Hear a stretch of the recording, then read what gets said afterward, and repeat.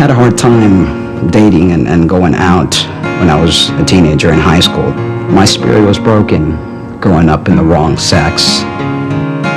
I started my bodybuilding career around the age of 33, 34, when I started taking ergogenics or steroids to actually masculinize my body.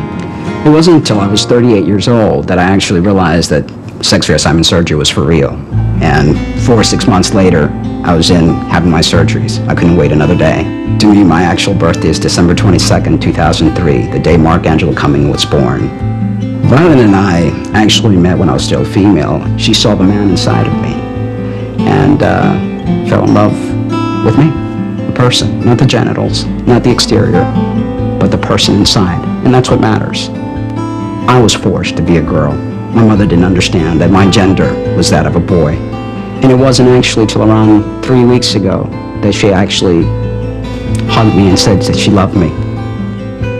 My hope for the future generation of trans kids is that they would be proud of who they are, that they don't have to hide. It's a natural occurring thing that happens. You can't force them to be something they're not. Please welcome Mark Angelo to the show. I'm going to ask you the same question. When you see that picture of yourself side by side, what do you think? It's only been 3 years since I've actually transitioned. Unlike Ashley, I was forced to be a girl. My mother wouldn't have it any other way. Gotcha. She forced me to wear the dresses. She forced me to play with the dolls. My spirit was completely broken. After a while, I felt there was nothing I could do. I had to play this role, the role that society wanted me to play. You played that role till you left home, right? Actually, yeah. I was still a female. I got married. The marriage was annulled. I played the part all the way through. Let's talk about a female, and you got married. What was that like for you? Very difficult. It was being in prison and not being able to make bail. It's wearing a costume that you just can't take off.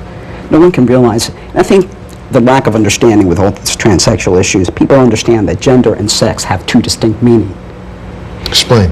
Gender is the identity, the essence, that gets hardwired into your brain at 8 weeks' time. The sex is the physical component. Your gonads, your reproductive organs, and your genital. In a typical situation, the gender and sex are aligned. In our situation, which is atypical, it's a misalignment. Our brain is telling us one thing, and our body's showing something else. So the world looks at somebody who's deviant. We're not deviant. We are a permutation, a variation of nature. We're not a sin, a crime, or deviant behavior. This is who we are. And forcing somebody to be who they're not, it's not going to change them. You got to allow the person to be who they are. You waited till 36, 37? How old were you when you had 39 is when I had my sex reassignment surgery. Let's back up. Before the sex reassignment surgery, you met this wonderful person who accepted you then, a heterosexual woman who accepted this female who masculinized, if you will, and accepted that in a relationship. She saw past the genital, she saw past the exterior. That's what people need to understand. It has nothing to do with the outside, it's all to do with the inside. Which is really, it makes sense why your book is called The Mirror Makes No Sense. Correct. Because you would walk by every day and see yourself and see your reflection, and what did you see? It just didn't make any sense. I knew my heart, my soul, everything about me was a boy, a man. And I had to play this role, I had to please society. People don't understand how hard it is to be forced to be something you're not.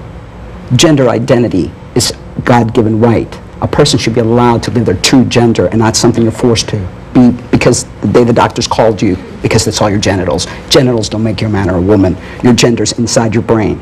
How have you felt now that you've, listen, if that's the case, now because we now conform for society, or was it for society that you went ahead and had the gender assignment? Because if it doesn't matter, then why change?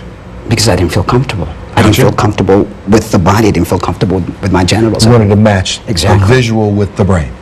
Exactly. And since this has happened, let's talk about it, because you did go through this a little later on in life. It's been very hard. How hard has this been? It's been very, very hard. I mean, all of a sudden, you wake up and tell your clients, your friends, everybody, oh, hello, I'm finally going to be the person that I am. They look at me like, what do you mean you're finally going to be the person? I'm going to be the man that I was intended to be. and I'm going to have surgery. surgery. What was the reaction? You had a business of your own, right? Some of the You're a physical trainer. You also a physical therapist. Right, and nutritionist as well. Nutritionist as well. You got clients coming to you that, talking to, at the time, what name were you going by? Maritza. Maritza. So people come and talk to Maritza, and all of a sudden they got to come and talk to Mark. Right, and for the first time in my life, I am who I was intended to be. I'm not having to play this role, this other person that I was never.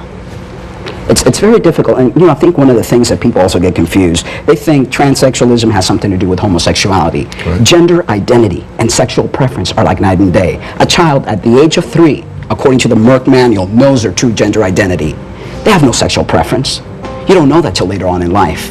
So I think that's one of the reasons people have a hard time understanding and accepting this, because they think it's some abomination. It's nothing to do with that. What do you say here to Tony? Ashley's a very lucky girl. And I think other parents should realize and understand this. And not be afraid. Because you're not breaking your child's spirit. You're allowing her to be who she is. I wish I would have had that. I would have given 50 years of my life to have had that. I wish you would have had it too. We'll take a break. When we come back, we'll meet a psychologist who's going to explain to us gender dysphoria. We'll be back right after this.